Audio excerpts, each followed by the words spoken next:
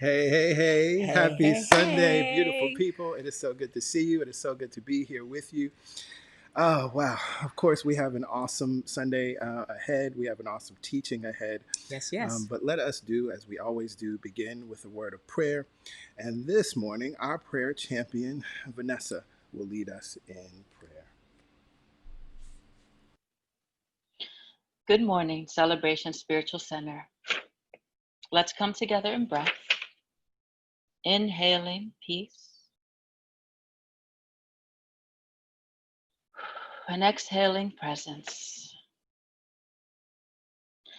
I am here now, knowing that there is one God, one source, one mind, power, and presence that is all life and living, all time and space, all form and function, all being, one being. Mother, Father God, I know you to be the one and only creator of this life. To know you is to know that which is behind the rising and setting of the sun and my breath, constant, reliable, life affirming. As I know myself to be an individualized expression of the one, I know my brother, my sister, the same way, perfect, whole, complete, unconditionally loved, alighted, and supported. Mother, Father God, because we know who and whose we are, what the reality of life is, we know that all is well. That goodness is here and now. This knowing is how we recognize that fear, doubt, and worry do not belong in our minds, in our meanings, in our expectations, for they are not created or placed in us by you. Here and now, as we exhale, we allow all limiting belief, all negative expectation, all condemnation of self and others to be expelled from us, to dissolve away and be filled with the discernment of the one love and light.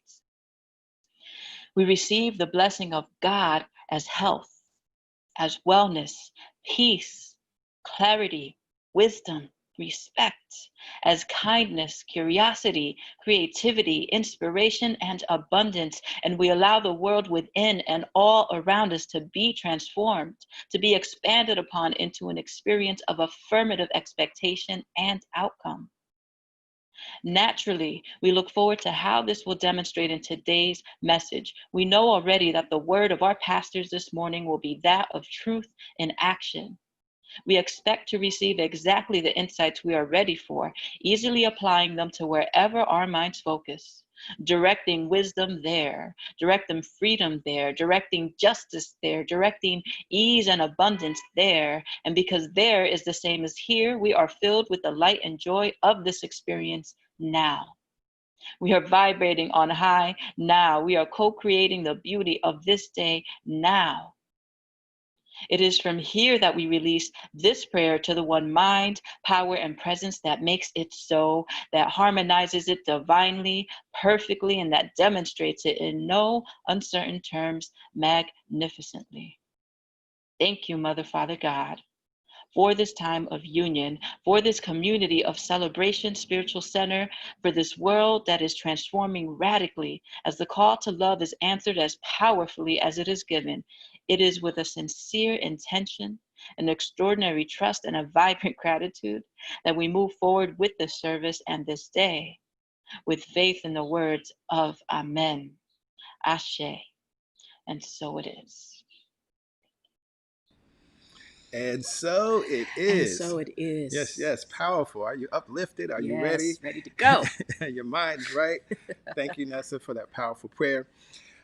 First things first, if you are visiting us here, if you're connecting with us for the first time as we've been streaming and teaching this class, welcome. It's so good to see you. Let us know where you're from. It's so good to connect with you. I already saw, shout out, someone that is connected in from Memphis, but let us know where you are, where you're connecting from, your city, where you're representing. Shout yourself out, and we will do the same. But if you are a first time guest, please text the word welcome to this phone number 347-472-1078. Just the word welcome, nothing else.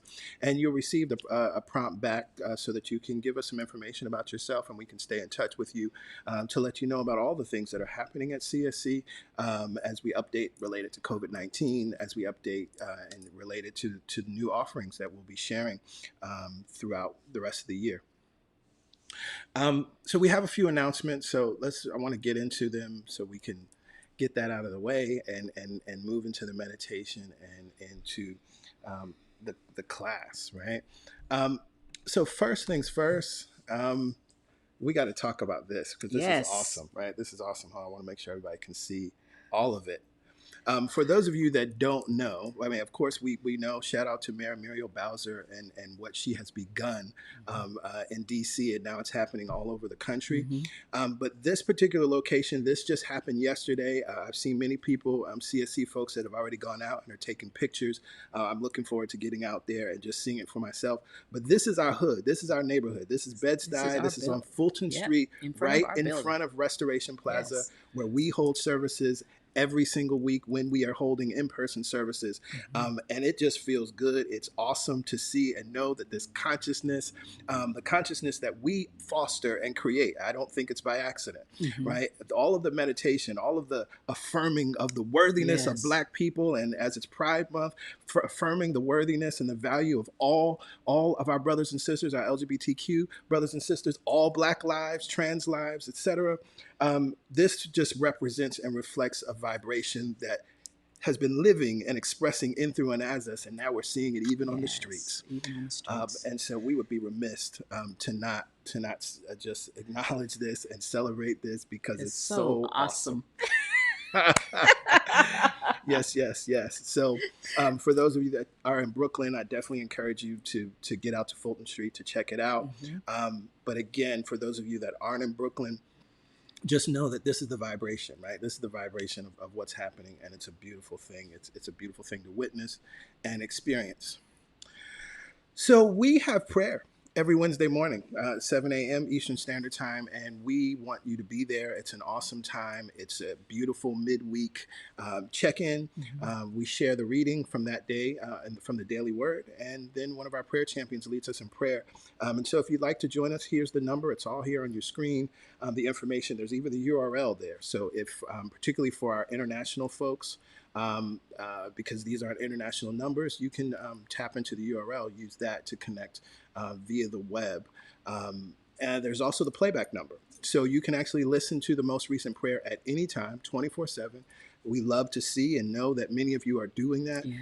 And so it's not just limited to Wednesdays, but know that you can come back to that vibration over and over and over again. If you don't have that number locked into your phone, you can do it now. All right. Beautiful. And we recognize that many of you may have prayer requests. Sorry, let me go. There we go. We recognize that many of you may have prayer requests, and so we are available to receive and hold and know the truth with you. So just send that email to prayerchampions@celebrationsc.org. You will receive a response acknowledging that we've received the prayer, and know that PY and myself, along with the prayer champions, will hold that truth, will know that truth with you. And so as you email us, see that as a letting go, as a releasing. You are now free, you are now lighter, and now walk through the world as though you already have the answer. And it's not that there are specific requests that you can send in. Send in whatever is that you need to release, right? Some people are like, I'm going to hold on to this, but this is big enough for God. Right? This is too small for God. There is no such thing. So if you have a prayer request, something is that needs to be released, please use that email address and send it, and we will know the truth with you and for you. Absolutely. Oh yeah, I'm excited about this. We have something cool happening, and we make sure you can see all the information. I'm going to be a guest. I've been a guest several times on my brother, Reverend Galen McDowell's radio show on Unity Radio, and I'm excited that I'll be a guest along with Reverend Sheila McKeith and Reverend Celeste Frazier. Galen has been doing a lot in terms of looking at in the recent weeks, New Thought responses to what's going on in our country, talking about justice from a New Thought lens, talking about racism from a New Thought lens. There's a lot to unpack. There's a lot to talk about. I don't want to tip my hand in terms of all that we're going to talk about, but we do have a problem within New Thought, within the New Thought community. And there's some things that need to be addressed and healed and reflected upon. And I'm happy to be a part of that conversation. So we're going to be talking about some of those good things. You can listen online at unityradio.org. If you listen live, there's also an opportunity to call in and ask questions because it is a live radio show. So I look forward to you all joining us there because it's going to be a lot of fun. And I think just really informative as well. Last thing is next Sunday is God Talk Sunday. Every third Sunday is the God Talk Sunday. And this is an opportunity to get some direct support and answers from myself and from Pastor Yolanda. As we are still in the midst of the COVID-19 global pandemic, we know that is affecting people in many different ways. Some of us are grieving. Some of us have been sick. Some of us are sick. Some of us have close relatives and loved ones that are sick. Some of us are unemployed. Some of us, our income has diminished. So many different experiences. And so the question becomes, how do I use these metaphysical teachings now? And then in the midst of that, absolutely, we are in the midst of viscerally understanding and seeing the roots of racism in this country. And so again, how do we use these teachings? As I always say, if we can't use these teachings in times of crisis or when the problems and challenges come, I would throw them away because they're useless. But what we absolutely know and what we're excited about supporting you in knowing is how to use these principles to see your life and your world in a way that is beneficial, that's constructive, and that's healing. Absolutely. Right. And just how we sometimes put God on the shelf when something happens in the external world. We need to bring our understanding to God, to our awareness, and use the tools that we have. And so we look forward because there is a lot that is going on in the world right now. A lot that we're all holding or trying to release and still maintain a sense of self. Yep. And so God Talk is the perfect opportunity to come together, support each other, witness each other, listen, and arrive at some answers. Yeah, absolutely. And so in order to participate in the God Talk, you will need to be on our mailing list because we actually moved the God Talk to Zoom so that it's a private forum. It's not recorded, it's not streamed, and so you need the link. You need the Zoom link and the password. The only way to get that is to be on the mailing list. We email that information out. We've emailed it out the past 2 Fridays in our Friday weekly newsletter. It'll go out again this coming Friday. So if you want that information, if this sounds like something you want to be a part of or have access to, again, you have to join live at 1 p.m. Eastern Standard Time. Then you want to make sure that you're on our mailing list. So again, text the word welcome to 347-472-1078 so that you can be sure that you're on the mailing list, and then look for the email that comes out on Friday that will have the link there for you. All right. Cool. So I think that's all in the way of announcements for this week. There's always a lot going on. But now we get to go within. And PY will lead us, as she always does so wonderfully, in meditation. Yes. It's interesting that our theme this month, or the concept, the idea behind meditation this month, is the idea of softening. And you might say, well, PY, how can I soften in a time where there's so much unrest, where there's so much challenging? Every time I turn on my TV or look out my window or am in conversation, there's so much that I want to guard against, prepare myself for from that place of fear. And in order to come to an understanding of what is yours to do, if we're bracing for an outcome that we've predicted or we've experienced before, then we cannot hear what is ours to do. We have to soften into this awareness that something is coming through us. We're all here. We're all here to witness a transformation on this planet, to support it. But we cannot do that when we're in a place of resistance or struggle or fear. And in yoga, we talk about this idea of there's something being activated and there's also something that has to soften. This sithra sukha, this efforting that is happening on the planet right now, and then the ease of allowing transformation to take place in, through, and as us. And so we're going to use that idea of efforting and ease, of the balancing in the in-between space for meditation. Our theme this month is peace, be still. Calling peace forward, activating peace, and then softening and allowing peace to heal and to craft a response in our lives and in our hearts. So let's do that now. Go ahead and find a comfortable seat wherever you are right now. And notice that comfortable place. Maybe you need to move around just a little bit to find the most comfortable seat for yourself. And then once you do that, once you settle in, go ahead and close the eyes. And the simple act of closing the eyes signals your willingness, your desire to soften.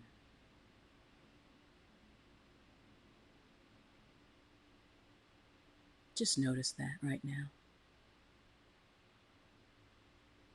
If you're holding your fingers and your hands clenched, if you feel any clenching sensation, allow the breath to be the effort that softens your body.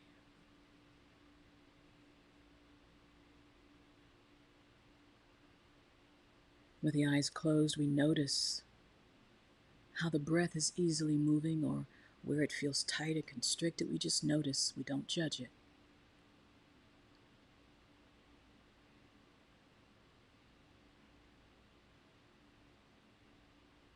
And allow the natural rhythm of your breath to be the thing right now.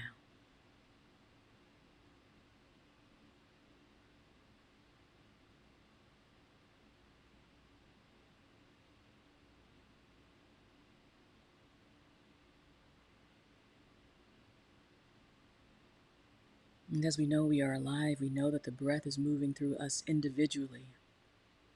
There's a collective breath, there's a collective consciousness that we get to activate right now.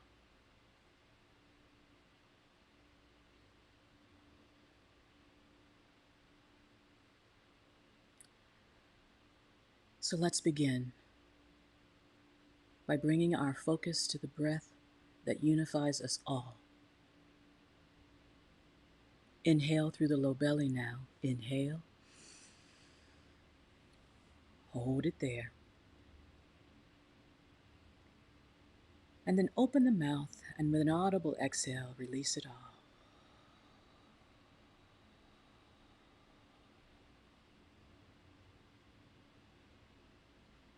Inhale through the low belly again. All the way expanding the front and the sides, making room for more of this energized breath. Hold it there. Open the mouth and release.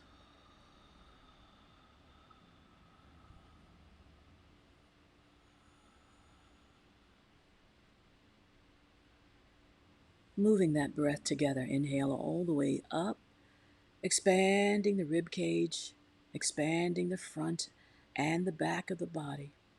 Hold it there. Feeling something more alive moving within us. And now release. Beyond where you think there's air, draw that belly in towards the spine. Inhale. And hold. And release.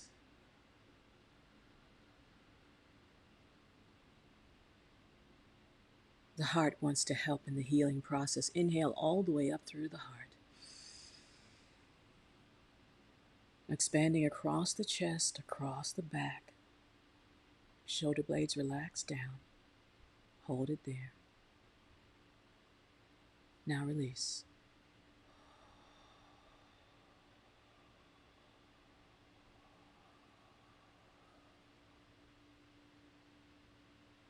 One more time. Inhale all the way in and up. This is how we breathe in the most relaxed place.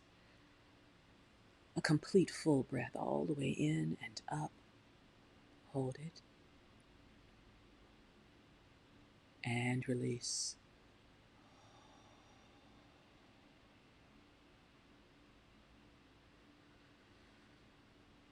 Inhaling all the way in and up for a few rounds on your own rhythm, all the way. Feel it activating all of your subtle body and your active body, your physical body. Take those rounds. Feel deeply. And with each release, relax a little more.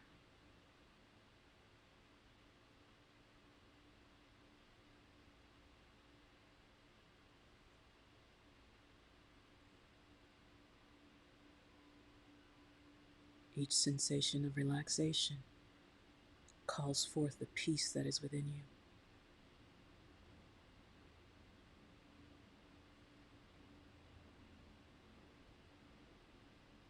Now, closing the lips and inhaling all the way up through the nose. Feel it. Relax the shoulders back and down. With the lips closed, release through the nostrils.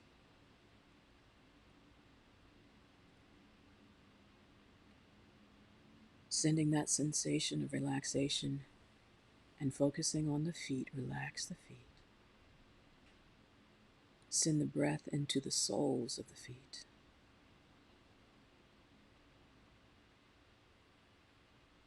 Inhaling, drawing that relaxation up the calves and the shins,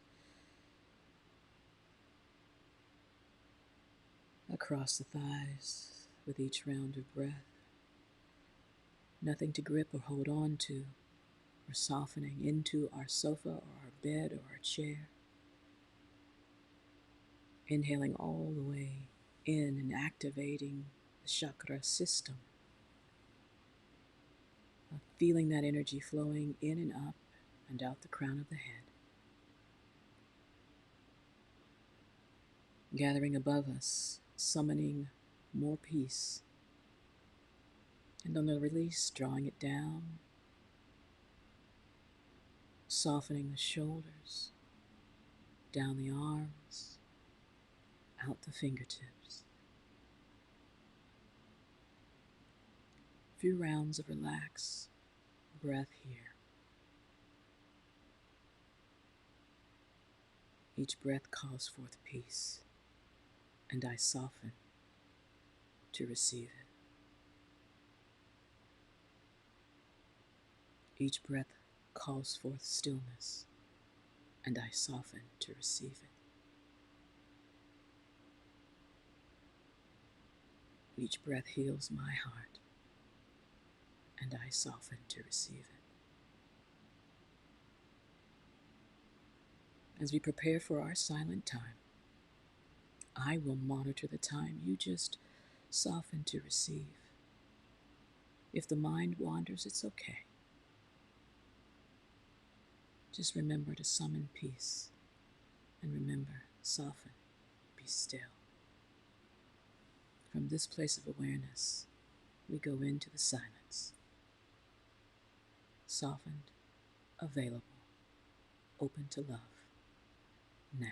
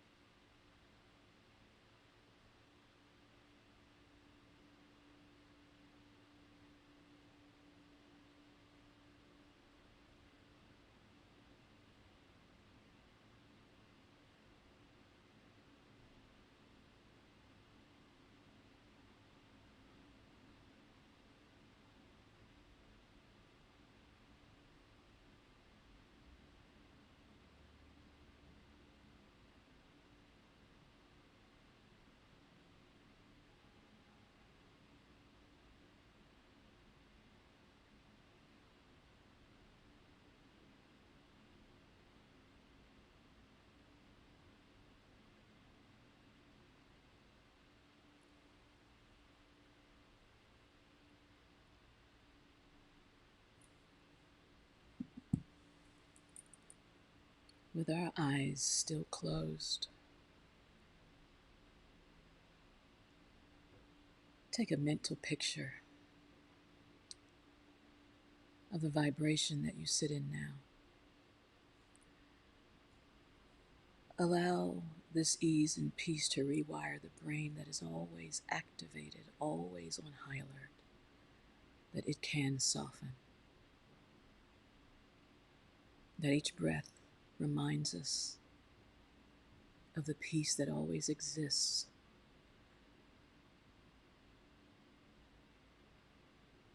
Enjoy that sensation right here and now, and bring yourself back to it whenever you need. Just pause, close the eyes, and summon the peace, then soften and be still. Bring the palms to the tops of the thighs, and gently just massage the thighs, waking maybe the knees, a little bit of movement, shoulder blades getting a little bit more activated. Draw the shoulders up, nice and easy by the ears, and slowly releasing them down, softening. Then bring the palms together at heart center. Maybe we rub the palms together, activating that energy, sending it out through the fingertips. Then lightly touching into the sternum, thumbs, feeling that beating of the heart and the breath flowing across the fingertips. Bow the chin. Pause here and notice. Honor the gift that you gave yourself and those who came before us who knew that peace was possible. Slowly flutter the eyes open, nice and easy, soft gaze right in front of you on the floor. Now inhale, raise the chin, raise the gaze, nice and soft. Namaste.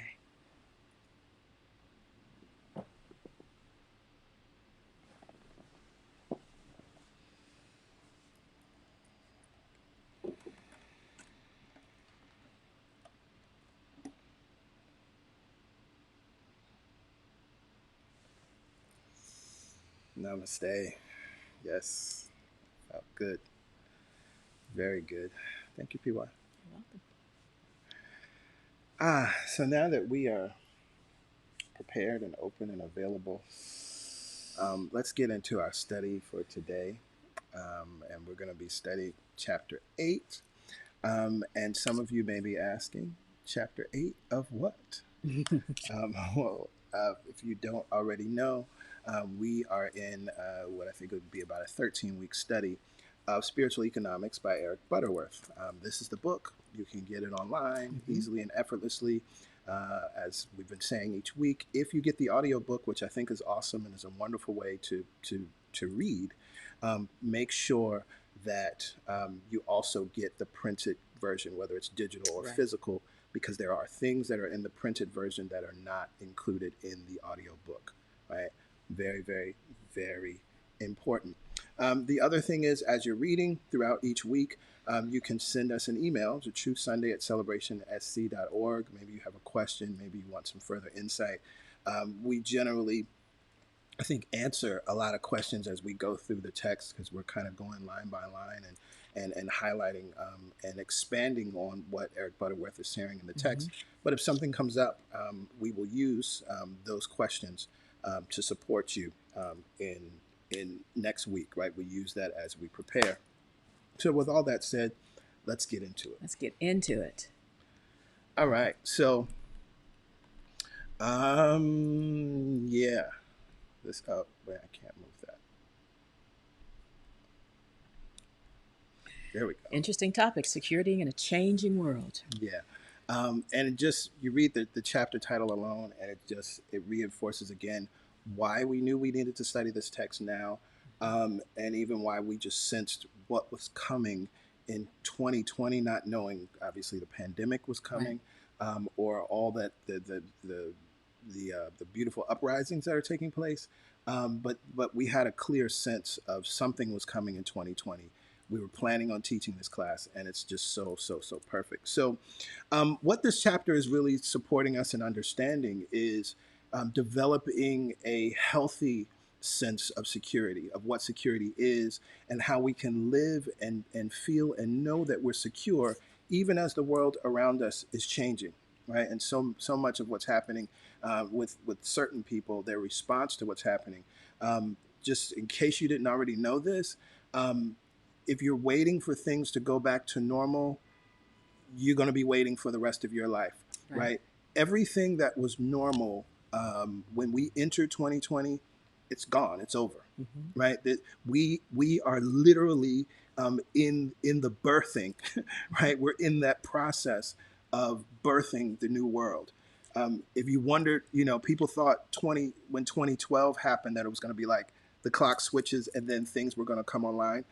We've been saying this since 2013. It's a process. 2012 was the beginning of the cycle, and it just like a human, there's conception, and then there's the cycle that then leads to labor pains, then leads to birth, right? So that's where we are now, right? That's exactly where we are now. So if you thought that, oh well, 2012 wasn't anything, or there wasn't a new age coming into being, here we are. Here we are. So, but in that, we can still have an absolute sense of security. We have to. Because there's too much flux. There's too much changing moment by moment by moment. And if we aren't grounded and don't have a sense of personal security, and then us as a community, a collective security, then we're going to be tossed by the winds and the waves and whatever is happening out there. Right? And so that's why it's so important. Absolutely. Right? Absolutely. This is a marathon. We've heard that said over and over and over. And we've all trained for this. So we get to remember that and talk about security in an important way right here and now. Yeah. So I'm going to skip right to this highlight because here, this is what's important when we're thinking and talking about security. Butterworth writes, if we are thinking of security in terms of protective barriers and a continuous provision for food, clothing, shelter, heat, light, and medical care, and this may seem shocking, the most secure individual is a lifetime convict in a penitentiary. Although almost everything is cared for, thus she or he has little to worry about. She or he has real security, but at such a great price. Right? Right. And so we often think of security as our individual houses, as our bank accounts. And in fact, all of those things come and go. The most secure person would be actually in chains. Right. From this perspective of what most people think about as security. Right. And we know that's not true. It's not true. And this is, of course, all of the external stuff. Right. So we read on, most public opinion surveys indicate that the one thing most people desire in life more than anything else is security. This is a sad commentary on contemporary values. Professor Peter Bartocci of Boston University has said, it may be that any view of life that puts security rather than creativity first has misread life at its best and thus misinterprets the cosmic process. This is not to suggest that the desire for security is wrong or that we shouldn't seek ways of achieving it. It is simply that when we place the emphasis on outer things, we miss the whole meaning of life. Life is for expressing, for growth and expansion, right? And that's been said over and over and over again as we've read through this text, this idea of life is for expressing, life is for growth and for expansion. And so if you think about your perception of security until today, you may recognize and realize that your emphasis has been on the outer things. And this is what we want to get you to understand. See that the outer things, we talk about cause and effect all the time, right? The realm of thought, the realm of mind, the realm of the unseen is cause. Everything that exists out here in the five sense world had to first be a thought in mind, right? We can all agree to that. We know that that's true, right? And so if we understand that, what that tells us then is that the world out here is the world of effects, and effects always change. Thank God, right? That's part of why we're able to do this work that we do and these metaphysical teachings, and we can change our lives, right? Because this is the Play-Doh of life, right? It's malleable. It can be formed into anything, right? Play-Doh can be formed into anything, right? It doesn't matter what kind of set you have or what kind of molds you have. It just complies to the mold. Mm-hmm. That's how the effect world works. And so the issue is that if we have our attention and think that that's secure, but again, I just said it's Play-Doh, which can be molded into anything. Then when it's molded into something else, where's your security? Absolutely. So it's important that security in a changing world is first moving our perception and moving our focus to cause and away from effects. And cause is always mental. And that's the beautiful thing about cause. We are experiencing the effects of a lot of unconscious thinking, a lot of fearful thinking. And so now we get to collectively bring ourselves back to cause and create a world that really does work. Right? So it's beautiful that it's changing. It's great that it's changing because it hasn't benefited everyone. Those people in power have benefited from their fear and their fear policies. Amen. Amen. Amen. And so now we get to change it so that it does work. Thank God for a real sense of security. Thank God for the ability to cause and experience the effects. Right. Right. Absolutely. Absolutely. That's good stuff. So we go on. There are two basic drives within every person, human and divine. Humanly, we seek to settle down, to be safe, to build fences, and to be secure. Divinely, we are created to express, to grow, and extend our horizons. If we had not risen above the human inclination to be safe at all costs, we would still be living in caves, if indeed the human race would still be living at all, right? And this is an important understanding. And it's not that they're operating against each other. Right? We don't believe in that idea that there's something wrong with our humanness, but we must understand that human need for safety and protection. One, we could look anthropologically, right, and just understand where that comes from instinctually, as we understand how the early humans lived, and the levels of danger that were taking place. This is part of why. Understanding how the brain works and understanding why so many humans are still living in fight or flight. We're still living from that perspective of our ancient ancestors, as though there were saber-toothed tigers outside of our cave. And so then we're not accessing our whole mind, our whole brain, the CEO of the mind, as Bob Roth loves to say, right? So we understand that there's that human instinct and there's a basic need for safety and to settle down.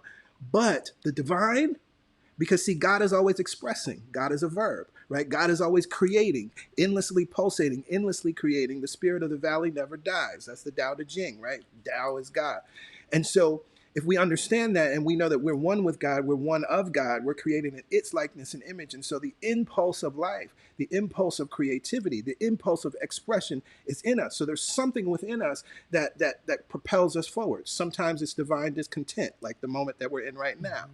But it's propelling us forward to express and create a new reality, an experience of justice, a new world, a new nation, right? And there, if you look at it from a psychological perspective, if you go way back to Maslow, we have these basal instincts, we have these lower order needs, but there's something within us that is wanting to be self-actualized, wanting to be the extension of the true power that it is, that is calling us to move up in our consciousness, to move up in our ability to see the needs of others, to move up in our ability to respond, to move up in our connection to source, to move up into this self-actualized, individual expression on the earth, this extended thing called love, right?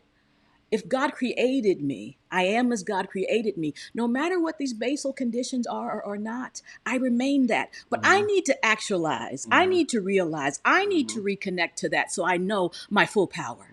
Absolutely. Absolutely. And so I'm going to skip ahead because we're tapping into what he's talking about again, understanding the early days there were great beasts with tusks and hides and claws. And he goes on, he says, if humankind had always tried to simply be safe at all costs, there would have been no Moses leaving the comfort of Egypt to lead his people through a vast wilderness and into their promised land. Unfortunately, and we got to call this out, particularly in this climate, but we've been calling this out since we started this series. Right? we don't even acknowledge, right? We can acknowledge that there was exploration, but I will give no voice. I will give no credence. Yep. I will give no love to this individual that he meets here. But we understand the point that he's making, right? And as you can see on the screen, he's talking about Columbus. We don't honor or celebrate what Columbus did as something that was beneficial to humanity, because it wasn't. When people think of only being safe, they stifle the urges of personal growth and advancement, right? And just for a second, I don't want to get too far on this. This is some of what I'm going to be talking about with Galen on the radio show, but this is why we're here, to support new thought and becoming more, right? Because we have beautiful, wonderful, powerful teachers who are also white, who could not see that it was problematic to herald Columbus in this case, because he didn't really need to. Like, of all the people that he could have used, he could have used Martin Luther King, like he could have used Malcolm X, he could have used Harriet Tubman, he could have used Crispus Attucks, he could have used all these different people to make the same point, right? That personal growth, something drove them, something within to advance their experience of life and the experience of their brothers and sisters, right? And many times we cannot see past our own perspective, our own perceptions, our own sense of self, to even take in and consider that there are other examples of exploration and growth, right? So we don't fault him. We know where he was in his thinking. We also realize that it's a new day. Yes, yes. And so we bring a new lens to new thought. Hell Think yeah. about that, bringing a new lens to new thought. Absolutely, absolutely. So we go on. Yes. People in the study of truth often enroll in courses on how to demonstrate affluence and how to become a millionaire. Unfortunately, the appeal is geared to the acquisitive instinct. What the writers and teachers who talk so glibly of the millionaire consciousness tend to conveniently overlook is that the millionaire models they use to a person achieve their great affluence not because of a desire to find security, but because they were entrepreneurs, risk takers, and adventurers who launched out beyond the barriers of accepted limitations. Someone has said, and it could well have been one of these models, that the best way to be safe is to never be secure. I would put that in air quotes in the sense of this external sense, because it's such an interesting interesting idea. When we think about, so often when we look at entrepreneurs, when we look at people that are celebrated as heroes, as those that have advanced culture or advanced humanity in some way, or advanced our understanding, or advanced the way we hear music, or the sounds, or the colors, or all these different things, so often what's pointed to is, yeah, they worked really hard. And if you work hard too, you can do what they do, right? But what we are not pointing to is actually they believed within themselves something was possible that they did not see with their eyes, but they saw with their mind. And through dedication, through perseverance, through disciplined thought, and that sense of continuing no matter what, that's how it came into being. It through the willingness to potentially be ridiculed, not because being ridiculed is a requirement, but because there may be people that just don't understand, right? There just may be people that they can't see it. Right. And they may never understand. I don't occupy my mind with what they don't understand. I just keep my focus on what is true. Right. They might not ever understand. Right. You know, if the Wright brothers had waited for everybody to get it, we would not be experiencing the joys of flight right now. We wouldn't. Right. And all of the things that have come, you know, as a result of that. And so I think it's very beautiful when he talks about this, that it's not about acquiring things, right? But this sense of being willing to go out beyond the barriers of accepted limitations. Yes. That's what anyone is doing, right? And without fail, if you start to study the lives of anyone you consider a hero or anyone that you consider great, you will see that impulse. That's the God impulse. Right. Yes. Everything else is really just an aside, because if you don't tap into that, that's also the secure impulse in the truth sense of security, because they had to have, we say, oh, they're confident or they're secure with themselves. Think about how secure Muhammad Ali had to be within himself to make the choices that he made, right? To not go and fight in the Vietnam War, but not just not only refuse to go, but to vocally take a stand, right? Not just hide, not just go to Canada or do any of those things, right? But to take a stand and to be affected financially. Very much so as a result of that. And of course, he's our hero today, and he stood on the right side of history, and everybody loves him because of that. But if we can think about Colin Kaepernick's experience today, multiply that, and you're getting close to what the experience was with Muhammad Ali, because he was vilified, he was hated. I mean, he was talked about like somebody terrible.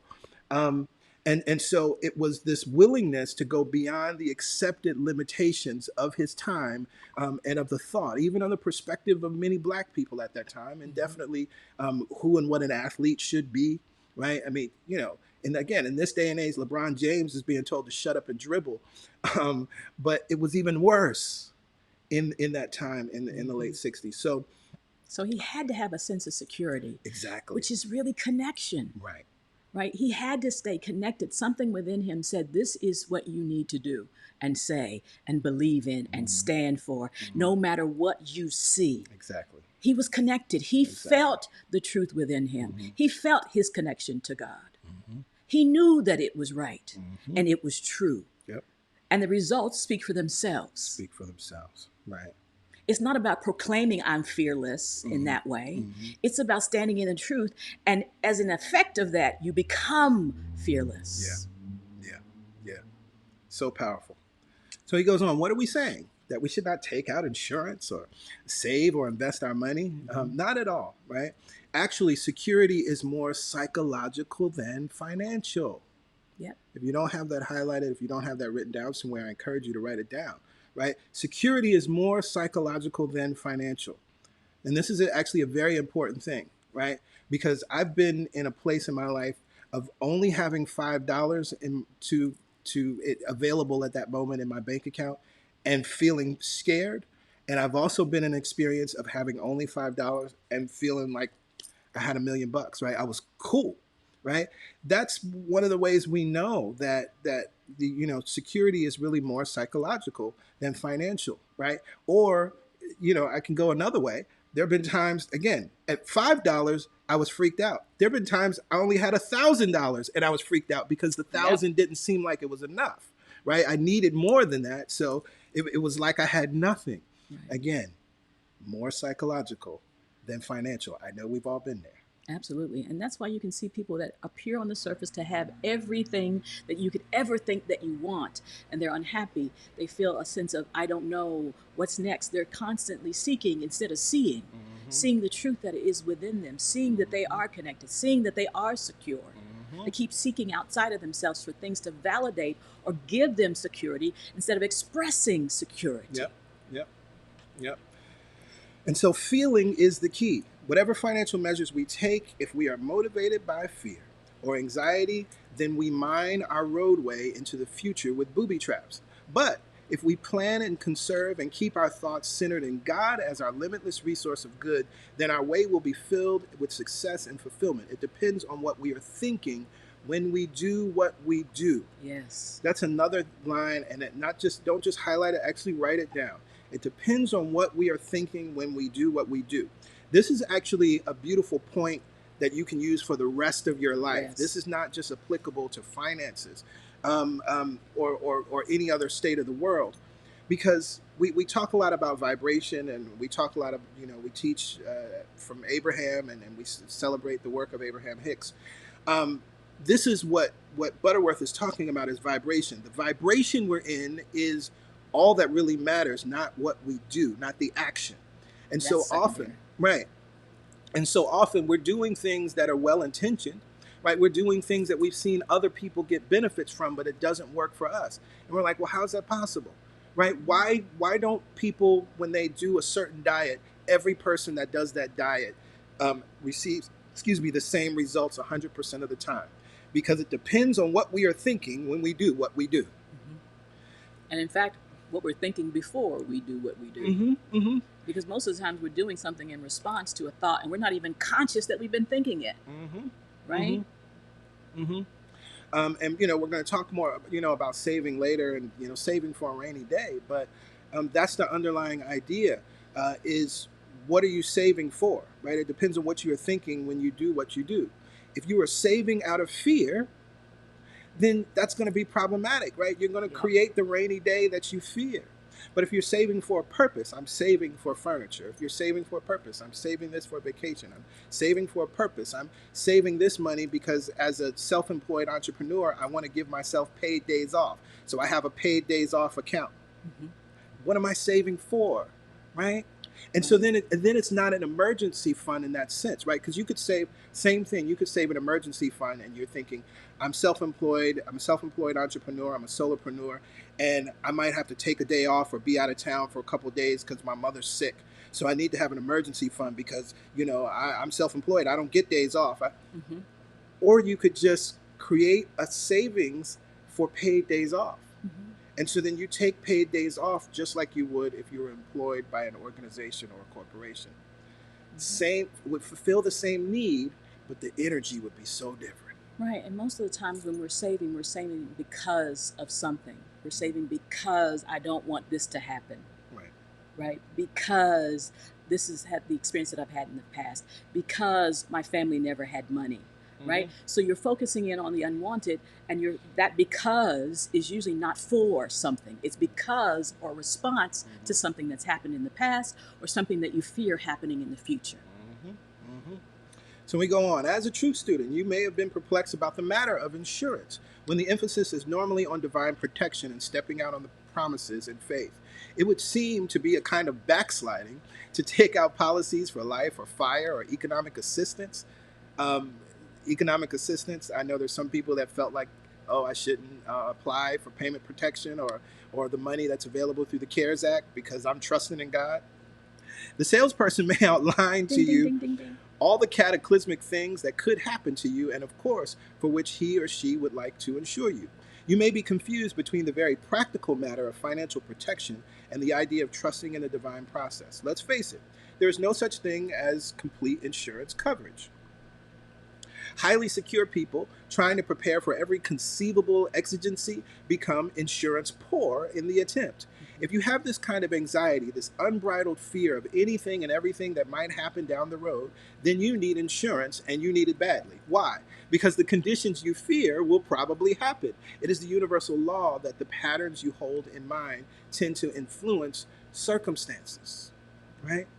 And so living in an insurance consciousness culture, it may be wise to have at least minimal insurance, of course, right? Coverage in the major areas of life. This is because we tend to absorb here, this term, this is another term within New Thought that really should be stricken. Yes. Human consciousness, it's speaking to the human race. But I think just saying human consciousness or just consciousness, collective consciousness would be a much more loving and affirmative terms. Because people already have associations with the word race, and that's not what we're talking about right here. Exactly. And I just want to honor in this moment Reverend Eloise, Reverend E, because she's a person who worked very diligently to have a lot of this language removed from the Science of Mind, and Ernest Holmes, recognizing that as an African-American teacher of these truths and bringing more African-Americans into more Black people into the understanding of these truths, these are going to be barriers. And so we honor her. She's one of our elders. She's one of our mothers. And so unfortunately, this term still shows up in certain texts. So we tend to absorb these things through collective consciousness, as by osmosis, the kind of thought patterns posed by insurance people. Jesus, in the referring to tax liability, said, "Render therefore unto Caesar the things that are Caesar's, and unto God the things that are God's." It is good to start off on an automobile trip with 4 good tires and a spare, so you can relax and enjoy the journey. The spare is not a symbol of fear, but rather an evidence of wisdom and good planning. You know what I thought about in this line, right? Wear your mask. You wear your mask. Right, like, right. See, right. There's so many people that are like, "Oh, I'm not in fear," but I'm moving on by faith and not fear. Right. Well, okay, and put your mask on. Right. It's the same energy, right? In the same way that you would have a spare tire in your car, right? It's not evidence of fear, but of wisdom and good planning. And that way you can let go of any judgment that you're not evolved enough to not have to use your mask, right? You let go of any kinds of self-doubt or criticisms of yourself because, oh, if I were more evolved, I wouldn't need this mask at all. Right. Well, that's not loving and or beneficial. And so he goes on. This is a good part, right? So now people may insist that they put their trust in God and in no other agency, that they do not need and will not accept insurance and other automobile insurance, which may be required in some states. We bless them in their stand. However, a word of caution. There is a great difference between wanting to believe and really believing. Yes, say it. I'm skipping down. All too often people refuse to face up to their hidden unbelief and willfully follow a self-delusive course of independence. What did we speak about last week? We talked about 45. He's not practicing positive thinking or positive affirmation. He's practicing positive delusion, right? All too often people refuse to face up to their hidden unbelief and willfully follow a self-delusive course of independence, not accepting responsibility for their affairs. And without the consciousness of divine protection, they leave their health care or financial welfare to others or to society, which is a kind of irresponsible behavior. And again, that's a lot of what we're seeing right now here in this moment. Again, where people are wanting to believe. And that's beautiful that you want to believe. But let's be honest about what you really believe. Right. And in that, it turns into these situations where it's irresponsible behavior. But more important, and how it affects your brother and your sister. Right. But more importantly, it's self-delusive. Right, and we've seen that. We've witnessed that in many churches that were open long beyond when they should have been opened. Right? And no criticism of them. They're operating under what they believe, their consciousness. But we see how it plays out. The behavior and the wanting to believe versus really believing and are responding accordingly. Right. In practical matters, it is wise to listen to your consciousness and not just your ideals. Often someone will ask, should I have an operation as prescribed by my doctor, or should I trust in God to heal me? It is a puzzling question to which we offer a startling answer. God doesn't heal. Hey. God is life. Consciousness heals as it accepts the flow of life. And what's beautiful about that understanding, consciousness heals as it accepts the flow of life.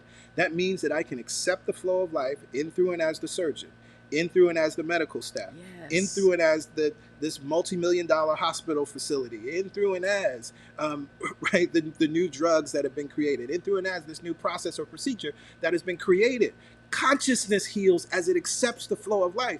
I accept the flow of life. I accept that God is life. God is healing. Healing is happening all the time. God is not a healer. God is healing. And so as I open and make myself available to it, then the quickest, most sensible, logical way for that to happen for me is what will show up. And I love and honor that. And then there's no judging the pill. Right. You need the pill, take the pill. Right. If you have a headache and you're trying to heal yourself with your mind and your head is throbbing, you're less likely to focus in on consciousness as opposed to physical sensation. So take the Advil and then heal the mind. Yes. Right? Then bring the mind back to consciousness. Yes. When it can accept the healing. Yes. If you have a deep-seated fear about your condition, it is not likely that you will be able to accept the healing life flow, right? Lacking in the consciousness of oneness with the ever-present activity of God, you might be well advised to follow your doctor's guidance. And again, recognize that your doctor is God in form express. Again, listen to your consciousness. Let no one decide for you whether or not you should have an operation. It is your life, governed by your state of mind. If you really believe, then press on with the courage of your convictions. However, don't delude yourself. If there are fears or anxious concerns, then you have unbelief, and you should consider following some physical course of action, right? And so it's incredibly important that we, tap into and look at that and understand that. He goes on, the same holds true in the matter of insurance. God will protect, of course. Actually, God is the protecting force, which is ever present, right? You live and move and have your being under the shadow of the Almighty. It is present, all present, as a presence. Yes. You can never be outside its influence. If you can live in the consciousness of this presence, this is an important piece. If you can, you literally take on a protective mantle and nothing untoward can happen around or to you. But again, most of us We haven't evolved there yet. yeah. An early sermon, I think it was in our first month of CSC, I delivered a sermon, acting as if or acting a wish, right? Go back to it. That's one of the early old school sermons. But it was rooted in this very idea, right? That most of us are hoping and wishing and not really believing and knowing. And so he says, however, if you are not centered in that consciousness, or at least not able to long sustain it. See, I can have it for a minute, and that's cool. Mm-hmm. That means I'm growing. Mm-hmm. But if I can't sustain it, I need to do what is necessary in that moment until I can develop the pattern and the mental vigilance to sustain it. Mm-hmm. If you can't long sustain it, then it is wise to take the spare tire, thus to employ some minimal kind of insurance. Then you can relax and let go and have faith. Again, let no one tell you what you should do. Listen to your consciousness honestly and follow its leading courageously. And your consciousness, honestly, will always be loving. Mm-hmm. It will not be judging you or talking like, see, if you knew better, right? That's your ego. Mm-hmm. Your consciousness is loving, and it will give you loving responses, loving guidance on what to do in any situation. Always. It won't be judging you. Nope. Nope. And so, applying this again to another area, another financial area, how should one consider investments and planning for financial security? Right? Investments are a wise use of one's resources, even as it is important that you engage in some form of work. So it is also wise to let your money work too. But again, motivation is the key. What's behind the action? Why do you want to invest your money? If you are gambling or trying to make a killing on the stock market, you are trying to take a shortcut to wealth and security, which inevitably will be self-defeating. Whatever you do in the way of investments, do it out of the consciousness of the divine flow. Keep yourself centered in God so that you do not flutter like a flag in the breeze when the Dow Jones report is published every day. Keep your faith in the continuity of God's ever-present substance. No matter what the condition of the market in general, or your stock in particular, you might use this affirmation. I give thanks to God as the source of my supply, and I bless, name your investment, as a channel through which it may manifest. Right? I actually have a slide for that, right? So we can tap into that because it can be beneficial. And you know, you can screenshot it or do what you want to do. Let's see, where's that? Yeah, here we go. Affirmation time. I give thanks to God as the source of my supply, and I bless, name your investment, as a channel through which it may manifest. Right? Very powerful. Very powerful. And you can think about that with any type of investment. You could even use this as you're thinking about your 401k, right? Because that's really a tool for investment, right? Your 401k, it's you're investing in stocks. It's dependent on the stock market. So you could use it in the exact same way. Right. So our portfolio is no longer a shortcut to wealth and security, right? It is a knowingness that wealth and security and abundance and affluence are. And I'm just tapping into it. I'm not using my portfolio to say something about me. And many times as Black people, we try to take on these identities to prove that we're worthy, to prove that we have value. This is what I have. This is the car I drive. So now to make sure that you understand that I'm worthy. No, I'm already worthy. I'm already tapped in to this consciousness of affluence, right? This is just an outward expression of it. It's not saying something about me more or less. I'm not proving to you that I'm valuable. I know I'm valuable. Right. I'm just circulating my resources in such a way as to exemplify and show affluence that I'm already connected to. And so we've already touched on this next subject. The question is, well, what about saving? Is it the practice negative, right? Once again, it is the motivation that is the key. If you save for a rainy day, then you will undoubtedly rain buckets. It will undoubtedly rain buckets and often. The story of Job is always called up here, right? Where he says, the thing I feared has come upon me. Now, one of the things I love that he talks about, here in saving is this next piece. Saving is a mature practice. All nature saves, right? So hear this, and we talk about this all the time, that the principle of as above, so below, right? As below, so above. The principle of saving is a spiritual idea, right? And it exists throughout all of existence, right? And so the physical body is a self-conserving process. Note how the Great Lakes of the world conserve waters to sustain the Earth's flora all year round. So we can see that saving is natural and it is orderly. However, get the high vision. Save for opportunities, not for emergencies. Yes, I'm going to be prepared. I'm going to be, when those things come to me, I will already have at my disposal. Exactly. Resources. Exactly. And because, again, we understand the idea of our expectation, if we're expecting emergencies and saving from that consciousness, inevitably, that's what happens, right? Because of the pattern, because of the way this law works. And so that's why you can flip it in the example that I use. Instead of saving for emergencies as an entrepreneur, you could take that. We recognize things come up. You may have to take a day off. You can't work. Just save or you don't want for to work. paid, right. You save for paid days off. For those of you who have taken a class with me, you know, Money is My Friend is a great book that I encourage you to read, and Phil Law in that text. He breaks down the different types of accounts that you can set up from this perspective, from this idea of saving for opportunities, not for emergencies. Right? Absolutely. Yeah. Right. And so he goes on, even I'm going to the highlight, even as a bank or other agency keeps watch over your funds, it is your responsibility to keep watch over your thoughts. Yes. If you commence or continue in any program out of the thought that this nest egg will tide me over if something should happen, then you are engaging in it. You're engaging in it an emergency consciousness. You may actually be creating an environment in which such things can happen.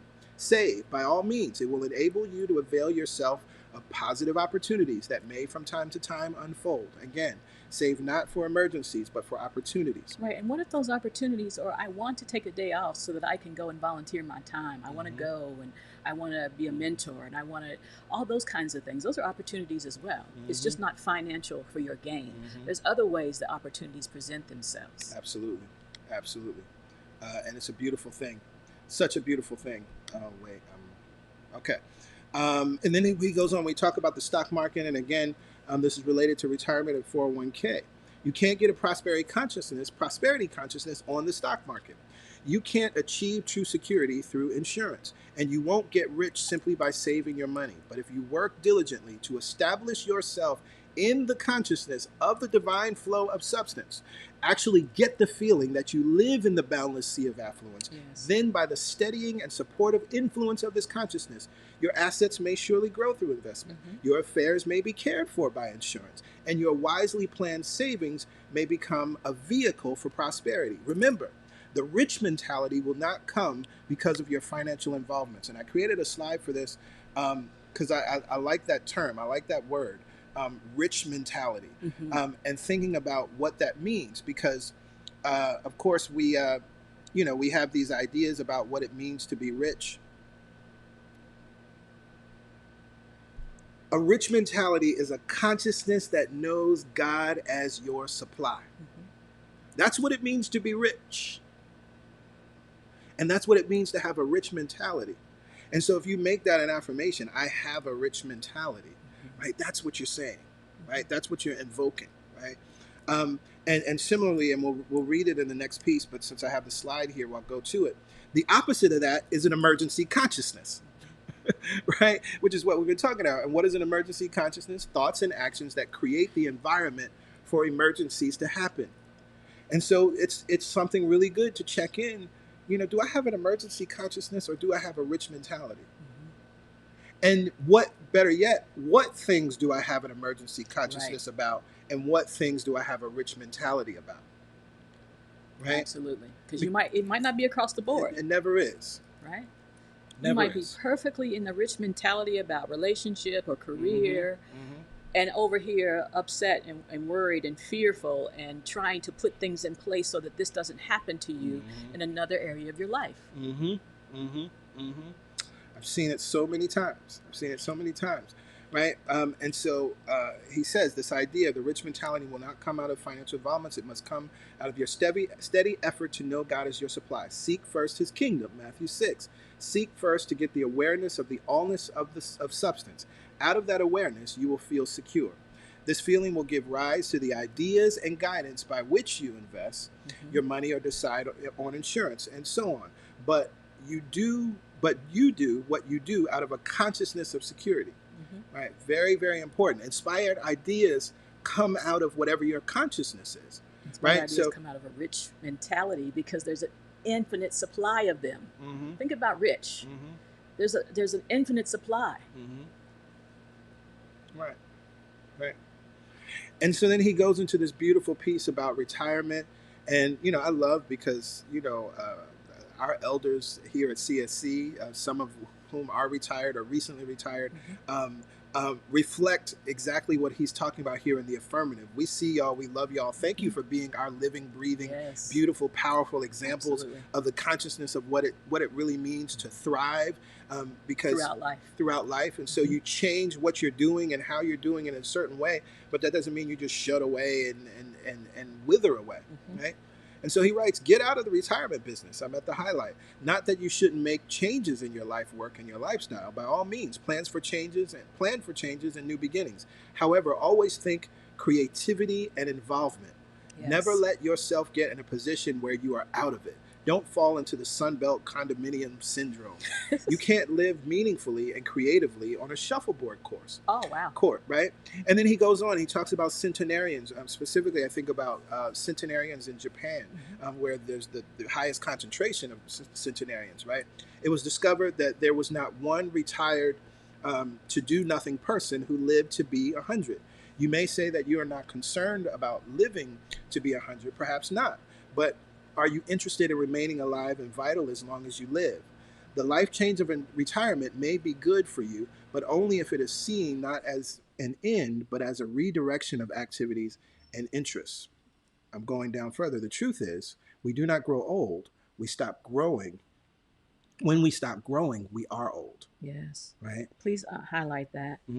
Because most people have been in careers that they have not enjoyed, and they seek retirement so that they can get out of something that has not created a wealth within them.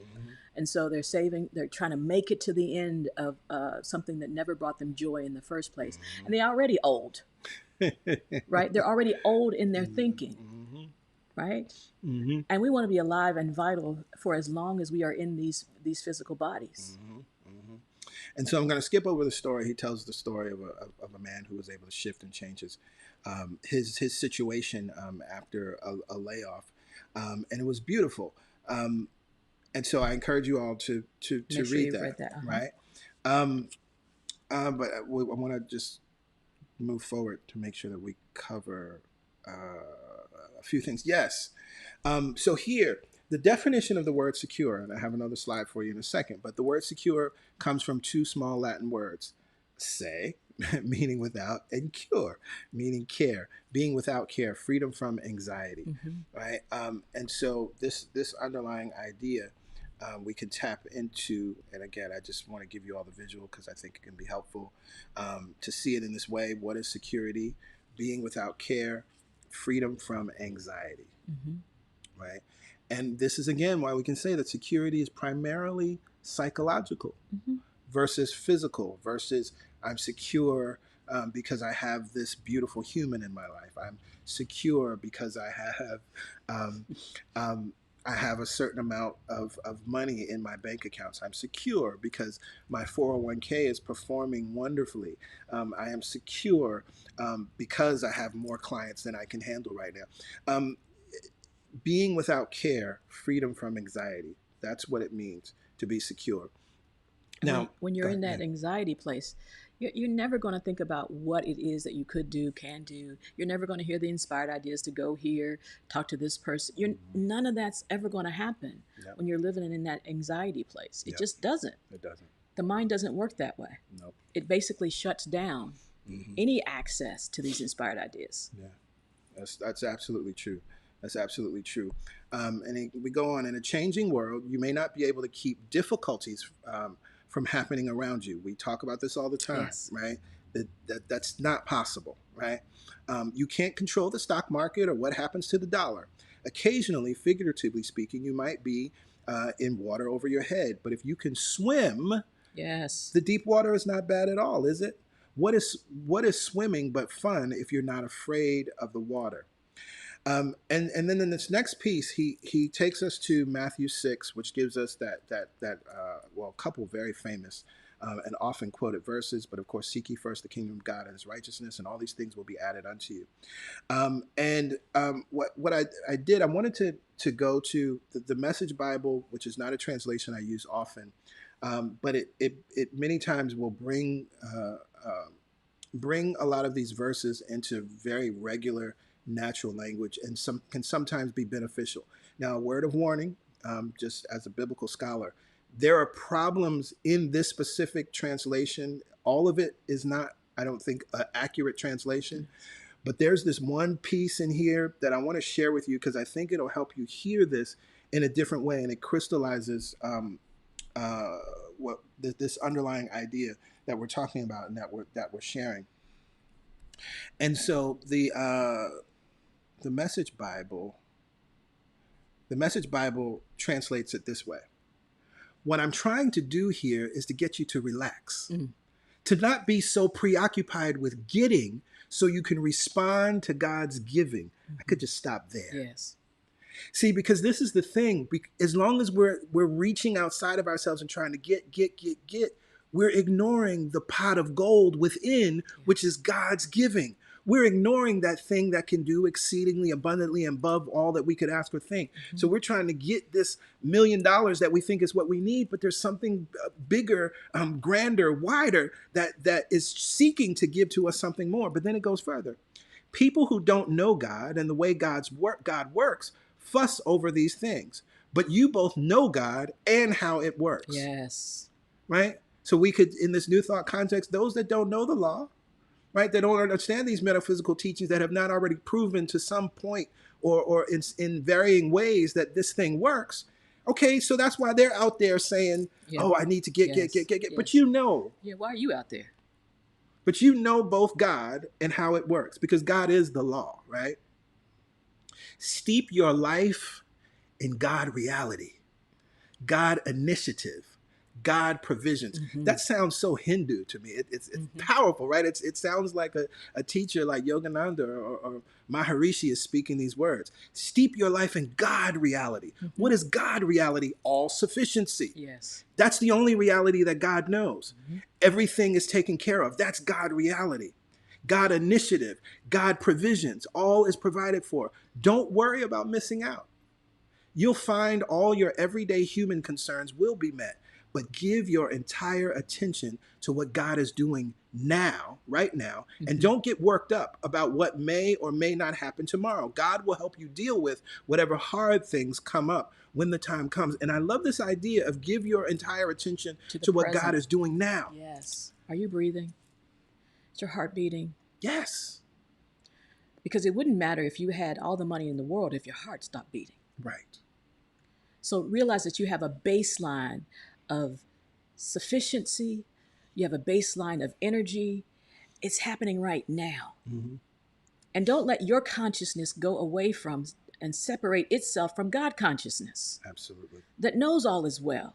That knows how to bring it into your frame, into your view. Steep your life in God reality, God initiative. And you know that thing is steeping like tea? Like the more you sit in it, the darker and richer and stronger it becomes. More flavorful. Steep yourself in that. Yes. Lord have mercy. And so that's powerful, right? And so even as you read the words, do not be anxious over your life and consider the lilies of the field and the birds of the air. And that song, if you want to go and listen to, His Eye is on the Sparrow, maybe you want to watch Sister Act, the Lauryn Hill, Tanya Blount version. That's what this song comes from, this verse, right? The birds have everything. If His eye is on the sparrow, I know He watches me. Right. I know that I'm secure. I know that I'm taken care of. I know that I'm provided for. I know that all of my needs will be met. And all of my worry didn't bring it any quicker to me in the past. It didn't. If you look back, all of that worry, all those sleepless nights, it did not accelerate the receptivity of anything you wanted. Right. In many ways, it slowed it down. Right. And so I just think, again, that's such a powerful verse, but that just, everyday talk language. What I'm trying to get you to do is relax. Just relax. Right? Come back to the present moment. Put your attention on all sufficiency. Put your attention on substance. That's what this is all about. And so again, I'm just skipping through here because he is quoting that whole thing. And anything that needs to be done, when is it done? In the present moment. Any insight that you need that's going to make you make the phone call, do whatever, when is it? In the present moment. Now. To reiterate, security is not found in things. You are not secure because of your bank account. You are not secure because of your investments or your possessions. Security can be experienced in one way only, by identifying yourself as a channel for the flow of infinite mind. Ideas are the gold coin of the kingdom, literally chunks of divine substance out of which we mold and fashion our good. Money may be depleted, things may wear out or be lost or stolen, but ideas endure and recreate. And when you have the great idea in mind that you are an individualized expression of the universal flow, then as Thoreau writes in Walden, you may live with the license of a higher order of beings. Right? For those of you that reference is, I've learned this by my experiment, right? That if one advances confidently in the direction of his or her dreams, then he goes on, you will live with the license of a higher order of beings. When you know this, really know it, then no matter how prices go up and stocks go down, no matter how rampant over the media are the rumors of recession and inflation and layoffs and shortages, you will not be affected in consciousness. In consciousness, you could still be one of the people that are numbered in the millions of unemployed or the millions the underemployed. But you will not be affected because your consciousness, your sense of security is such that, oh, okay, I know that one door closes, a new one is opened, and I'm walking through it now. We already talked about that. I'm ready for work. That's all it means. Right. I'm ready for a new opportunity. I'm ready to step into whatever is next for me. Those are better ways of thinking about it, reframing it, putting your consciousness in alignment with that reality instead of what's happening in the world. Powerful, powerful, powerful.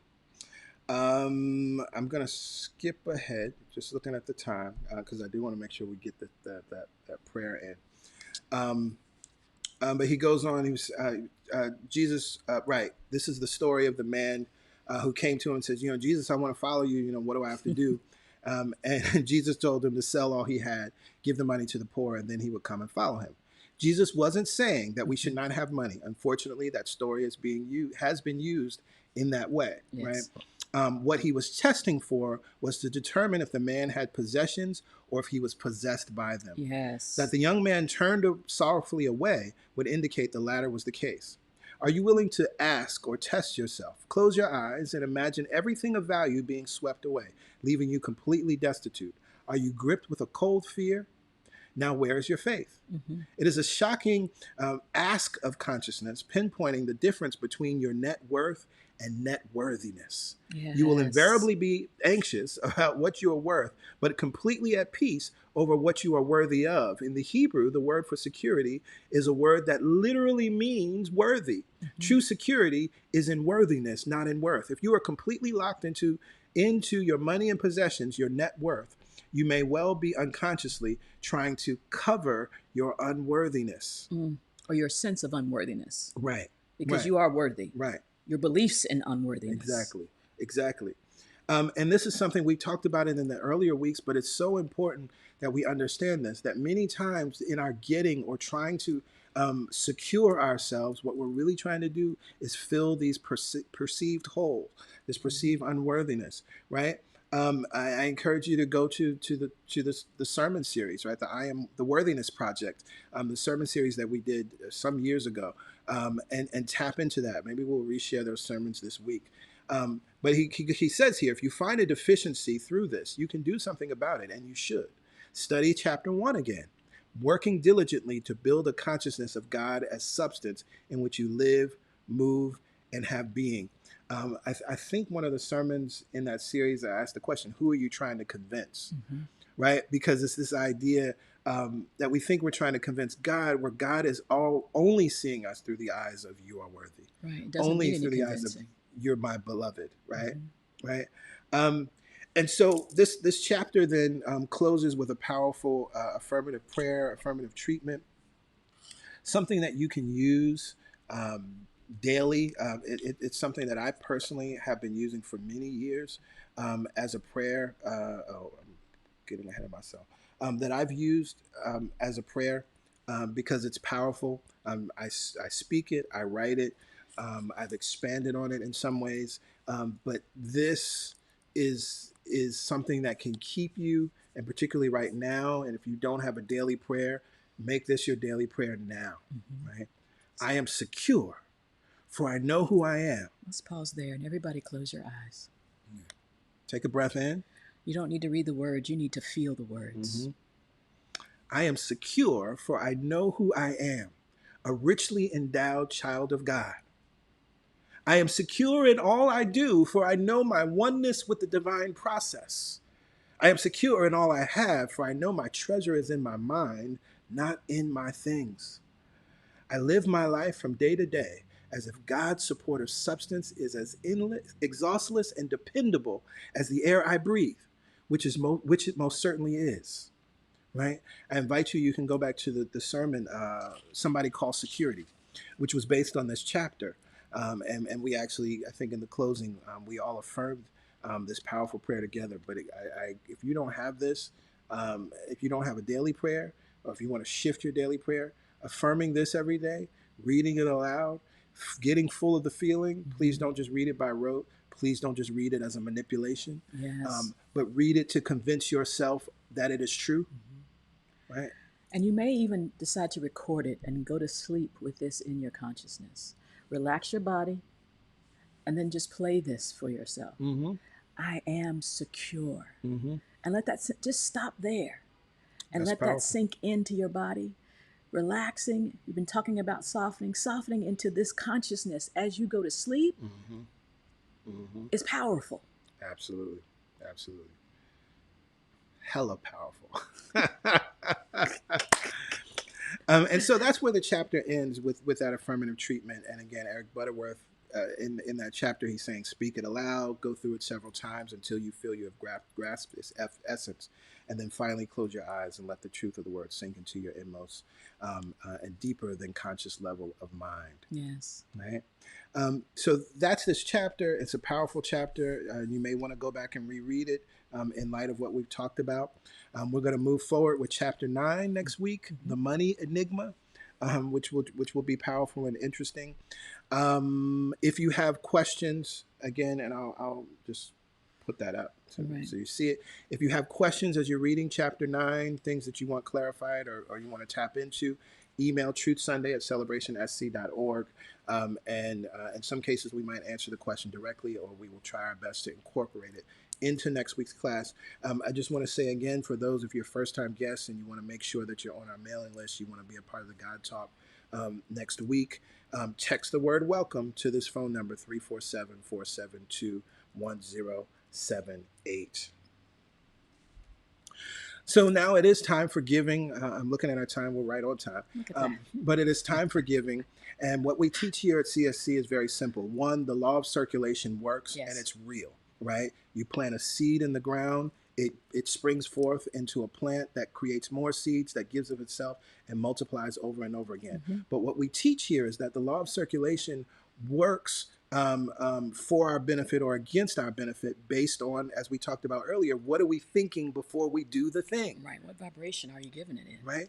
And so if we are giving, if we've been trained, as many of us were, to give out of guilt, out of shame, out of fear, to avoid our name being either not... to avoid our name being missing from a list, or to avoid our name being on a shame list, as some churches do. All these sorts of things, or, God's going to get you, I'm robbing God, all these kinds of fearful tactics. If we give from that place, then that's the energy that we're going to receive right? That's what's going to show up and even make our money funny, if you will. And so not the money funny, right? And this is why we teach, and it's so incredibly important that we understand of the the why and the what Yes. before the doing. And so we give one out of a sense of abundance, this all sufficiency that we keep talking about, recognizing that I'm giving from a well that won't run dry, that my place of employment is simply a resource. It's not the source. Yes. I'm giving from the source, and it's infinite. And so I give with confidence, knowing that it is always coming back to me over and over and over and over again. And in that good vibration, you can't help but give. Absolutely, absolutely. And so for those that would like to give or haven't already given, you can go to our website, celebrationsc.org/give, and give what amount feels good. You don't have to create an account unless you want to set up a recurring donation, which is all good. And then if you like to text to give, which is nice and easy, and I love to text to give, 347-744-9500. The minimum amount for texting is $10 because of the fees that are associated with that service. Now, when we give, when we give confidently, when we give with assurance, when we give knowing that we're giving from this all-sufficiency, that we're in the beautiful, ever-giving flow of life, we affirm this truth. All the money that I use, returns to me multiplied. In a never-ending cycle. Of increase. And joy. And so with that, we say amen. Amen. Ashe. And so it is. We love y'all. We love you. Have an amazing day. Have an amazing Sunday. The weather is awesome here in Brooklyn. Enjoy it. Stay safe. Wear a mask. We'll be on the call with you on Wednesday morning. Absolutely. All right. Y'all be well. Bye for now. Bye for now. Love you.